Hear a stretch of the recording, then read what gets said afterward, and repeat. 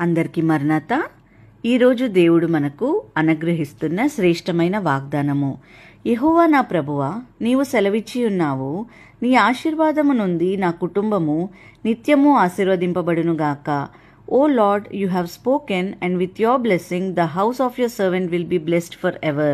ప్రియులారా, ఈ శ్రేష్టమైన వాగ్దానము మన పరలోకపు తండ్రి తన బిడ్డలమైన మనందరి ఎడల బహుగా ఆశీర్వదించునుగాక.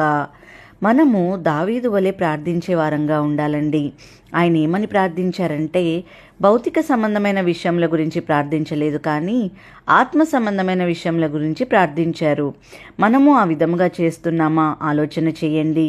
ఆత్మ సంబంధమైన వాటి కొరకు ప్రార్థించగలిగిన తల్లులు తండ్రులు ఉంటే ఆ కుటుంబము ఖచ్చితంగా ఆశీర్వదించబడుతుందండి. ప్రార్థన చేసుకుందాం. మహాపరిశుద్ధుడైన ప్రియ పరలోకపు తండ్రి, నమ్మదగిన గొప్ప దేవా, కృపయు కనికరం కలిగిన మా యేసయ్యా, నీకు స్తోత్రములు.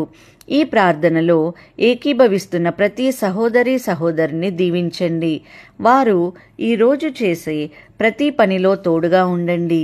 వారి మార్గమును సరళము చేయండి.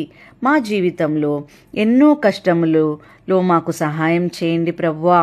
మా జీవితంలో నేటి దిన వాగ్దానము యేసు నామములో నెరవేర్చబడునుగాక.